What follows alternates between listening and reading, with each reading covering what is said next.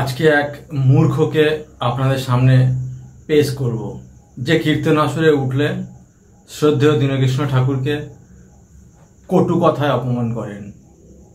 আমরা শুনে নেব এই মূর্খ কি বলছেন আসরে দাঁড়িয়ে। শুনুন। সে পাঁচে মিলি নিজ দুয়ারে বসিয়া কীর্তন করিবে সবে হাতে পাইলা প্রত্যেককে শুনে আমার ভাইকে বসে ছেলে মেয়ে কথা নিয়ে সকল শিক্ষা মার্কেটে বমি কাটে দিয়ে দিব পুরো কথা মানে কি জানো না হ্যাঁ বলবো একই তো ব্যাপার। সব নায়কের 5টা করে বউ আর সব সিরিয়ালে 8টা করে কুটনি, মানুষ বসে বসে দেখছে, দারুণ হচ্ছে। হ্যাঁ, এই যে আমার মা বসে আছে, অনুরাগের ছোঁয়ার বিশাল নেশা। বললেন এই মূর্খ কি বলল, যে তার নিজের বাড়ির পরিবেশ তৈরি করতে পারলো না সন্ধ্যাবেলায় কীর্তন করার জন্য, সে এসছে পাড়ায় গ্রামে মানুষদের জ্ঞান দিতে সন্ধ্যাবেলা কীর্তন করার জন্য, যার নিজের মা টিভি সিরিয়াল ছেড়ে উঠতে পারে না। বুঝতে পারছেন? এরা সমাজ সংস্কার করতে এসছে, আর এরা আমাদের সেই শ্রদ্ধেয় কীর্তন গায়ক দীনকৃষ্ণ ঠাকুরকে অপমান করছে। তো এদের অপমানের জবাব আমরা দেওয়ার জন্য সবসময় প্রস্তুত। ইনি বললেন যে টিভি সিরিয়াল দেখতে গেলে একজনের 5 জন করে স্বামী। আমরা যদি মহাভারত দেখি, মহাভারতে কি আছে? দ্রৌপদীর কটা স্বামী?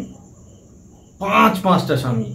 তাও কি, যখন একজন স্বামী দ্রৌপদীর সঙ্গে আছে, তারা ঘরের বাইরে নাকি জুতো খুলে রাখতো, কেউ দেখে অন্যজন যাতে ঘরে প্রবেশ না করে। ভাবতে পারছেন কি কুরুচিকর মন্তব্য? এই ধরনের লেখক কেন লিখতে গেল? প্রয়োজন ছিল? চলে আসুন বিচিত্র বীর্যের কথায়। 3 জন স্ত্রী, ভাবতে পারছেন? শেষ বয়সে যক্ষা হয়ে মারা গেল। সেই স্ত্রীগুলোর কি হলো? অন্যজন আসলো, তাদের সঙ্গে মিলিত হলো। আমি কাদের কথা বলছি? অম্বা, অম্বিকা, অম্বালিকা। লজ্জা করে না? এই ধরনের শাস্ত্র যেখানে লীলা বলে চালানো হচ্ছে। আরো একটা উদাহরণ দিই আপনাদের সামনে। ভগবান শ্রীকৃষ্ণের নামে কত বড় কলঙ্ক লাগানো হয়েছে দেখুন। ভগবান শ্রীকৃষ্ণের স্ত্রী কতগুলো? অগণিত। তার মধ্যে প্রধান যদি আমরা দেখি, রুক্মিণী, জাম্ববতী, আর তার প্রেমিকা রাধারানী। শ্রীকৃষ্ণের বামাঙ্গ থেকে নাকি তার সৃষ্টি হয়েছে। ভাবতে পারছেন? যে কৃষ্ণের অতগুলো স্ত্রী, তারপরেও কি প্রয়োজন তার প্রেমিকার? সচরাচর আমরা যদি বাড়িতে স্ত্রী থাকার পরে প্রেমিকা নিয়ে ঘুরি, আপনার স্ত্রী আপনার বাড়িতে ঢুকতে দেবে তো? একটু ভেবে দেখবেন। এই শাস্ত্রগুলোকে এরা লীলা বলে চালিয়ে যাচ্ছে, আর আমাদের সমাজের মানুষ বুঝতে পারছে না। এই সমস্ত ভণ্ড, পাখণ্ডী, মূর্খ যারা কীর্তনের কিছুই বোঝে না, এসে সাধারণ মানুষকে জ্ঞান দিচ্ছে। আর কি জ্ঞান? টিভি সিরিয়ালের জ্ঞান দিয়ে টাকা নিয়ে বেরিয়ে যাচ্ছে। আমাদের সমাজের মানুষ কবে বুঝবে?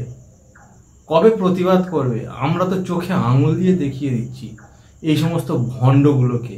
আমরা না হলে আপনারা চিনতে পারতেন না ভণ্ডগুলোকে, অসাধুগুলোকে, যারা আমাদের সমাজে একটা কীট হয়ে এসে সমাজটাকে শেষ করে দিতে চাইছে।